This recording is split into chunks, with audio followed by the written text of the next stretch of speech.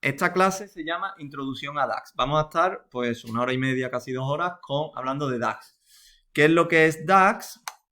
Pues DAX es un acrónimo para las siguientes palabras: Data y Analysis Expression, ¿no? Data Analysis Expression. Lo que quiere decir esto, ¿no? Que esto es un lenguaje de programación de alto nivel. De alto nivel significa que se puede leer y que lo entendemos, como Python o MATLAB o Excel, donde vamos a crear cálculos más complejos que simplemente con el ratón pinchar visualizaciones y demás.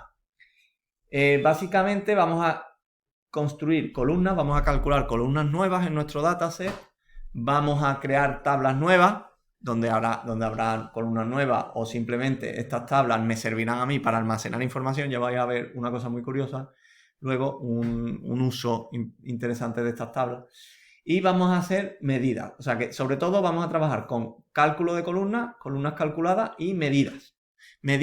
Una medida, cuando tú mides algo, tú dices, yo mido 1,80, pues 1,80, o peso 78 kilos, no sé cuánto. Eso es un número. Quedaros con la idea que una medida es un escalar, que mide algo. Beneficio, ratio de lo que sea, tiempo medio de trabajo, depende de los datos y lo que tú estés estudiando, pues va a ser una cosa u otra, ¿vale? Entonces, eso es importante. Una columna es, como su nombre indica, una columna con un montón de datos, y una medida ya es un solo número.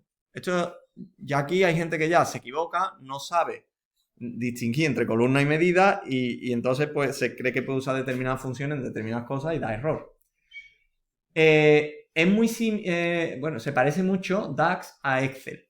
Si has usado Excel con funciones como sumar, promedio y ese tipo de cosas, pues esto te va a sonar algo parecido. La diferencia, pero que juega a nuestro favor, en mi opinión, es que en vez de ver números de celdas, A18 2.W27, en vez de ver rangos de celdas que no significan nada, lo que vamos a ver son tablas y columnas que sí significan. Con lo cual tú lees una fórmula DAX y ves lo que está haciendo, y lo podrías decir de palabra. Tú ves una fórmula de Excel y te tendrías que ir ahora que hacéis Excel en la asignatura esta de programación lineal, cuando tú pones la función objetivo o las celdas donde están las variables y lo que sea, tú dentro no ves nada. Tú ves A28 2.x43, y eso no significa, no es fácil interpretarlo. Aquí va a ser más fácil porque los argumentos de nuestras funciones, como veréis, van a ser tablas y columnas de esas tablas. Bueno, además se emplean otros productos de Microsoft, Power Pivot y Analysis Services, ¿vale? O sea que si aprendes DAX, no solo te va a servir para Power BI, sino, si depende de dónde trabajes, te puede venir bien. Vale. Funciones DAX. ¿Qué son las funciones DAX? Pues fórmulas predefinidas que van a coger ciertos argumentos que tú le vas a pasar y van a hacer un cálculo. Al contrario que en MATLAB o en Python, el orden de los argumentos es importante. O sea, tienes que seguir el orden que la función te marca. No os preocupéis, porque en el momento que tú arrancas con una función de DAX, abres un paréntesis y él solo tiene una cosa que es el intelligence, que te dice que tienes que ir poniendo en cada sitio. Te lo vas recordando, igual que Excel, ¿vale? Y podemos distinguir las funciones, o las podemos agrupar en diferentes categorías, pues de agregación, sumar, promediar, contar, de fecha y hora, sacar el día de hoy, el mes, el año, lógicas para hacer condicionales, con in, con if, con or, ¿vale? And, or, if. Operaciones sobre texto, podemos coger palabras y concatenarlas, podemos coger una palabra en minúscula y pasarla a mayúscula, podemos extraer ciertos caracteres a la izquierda o a la derecha de una palabra, ¿vale? Y otras muchas. Fijaos que todo esto que está aquí, en el fondo ya casi todo lo hemos hecho clicando, ¿vale? O sea que cuando tú clicas en Power BI, tú lo que estás manejando es una interfaz gráfica que en el fondo está construyendo estas funciones, ¿vale? Pero puede ser interesante y necesitáis aprender que no tengo que depender del clicódromo, que yo puedo construir una medida. Si yo quiero ver algo muy concreto, ventas de bicicleta en 2019, que luego lo haremos, pues yo eso lo puedo construir con una medida ya con sus filtros aplicados y todo, que no dependa de si yo he hecho clic aquí, allá, y dónde está eso, y que puede ser confuso, ¿vale? Entonces, por eso necesitamos aprender un poquito de esto. Si quieres friquear y quieres ver todo lo que hay de DAX, pues te vas a la página de Microsoft y ves todas las funciones del mundo mundial, ¿vale? Algunos ejemplos. Pues mira, la suma, ¿qué hace? Suma todos los números de una columna. ¿Cómo se escribe? Sum, abres paréntesis y aquí dentro metes la columna. Ya veréis que la columna, no solo vamos a poner nombre de la columna, vamos a poner nombre de la tabla y corchete, nombre de la columna. Y eso es una buena práctica, aunque no es obligatorio. Si la medida está en el mismo sitio que la tabla, si tú metes la medida dentro de la tabla, donde está esa columna, puedes llamar a la columna nada más. Y no necesitas llamar a la tabla. Pero eso es un error, no es buena praxis, ¿vale? Cada vez que aparezca columna, vamos a poner la tabla, porque además, si no, se va a confundir con medidas. Luego os comento por qué, ¿vale? Entonces, cuando aquí pone columna, en realidad es tabla-columna. Solo tiene un argumento, solo le puedes pasar la columna que quieres sumar y ya está. Por ejemplo, aquí sum 6, esto está sumando la columna 6. Esto sería más correcto, en realidad, que fuese algo así, como la fact 6 y ahora esto, o sea, estos son las ventas que están en la tabla fact 6, ¿vale? Por ejemplo, ¿eh? Pero lo otro también funcionaba, ¿eh? Lo otro también funcionaba, pero ya os digo, insisto en que quiero que pongáis la tabla. Otra función, left. Pues left tiene dos argumentos, una cadena de texto y un número que representa cuántos caracteres quieres coger contando desde la izquierda. Por ejemplo, si tú haces left mi texto, 4, bueno, aquí es verdad que debéis de poner doble comilla, porque si no él se cree que es una tabla. Pues si tú pones mi texto 4, pues lo que te va a devolver es esta cadena de caracteres aquí, porque hay 4. 1, 2, 3 y 4. ¿De acuerdo? ¿Se entiende? Bien. La primera cosa que vamos a ver ahora cálculo de columnas calculadas y medidas. Y luego vamos a profundizar un poquito más en las medidas. ¿Qué es una columna calculada? Pues lo que hacéis en Excel todo el tiempo. Aunque en Power BI, cuando podamos, lo vamos a evitar, ¿vale? Pero eso va luego.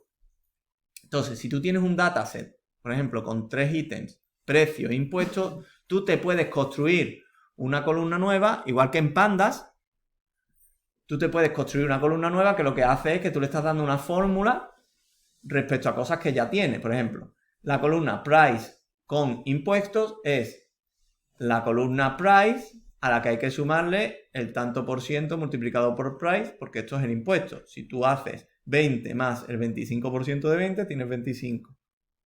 45 más el 0% de 45, 45. 100 más el 15% de 100, 115. Y automáticamente tu dataset se amplía con una columna más. ¿De acuerdo?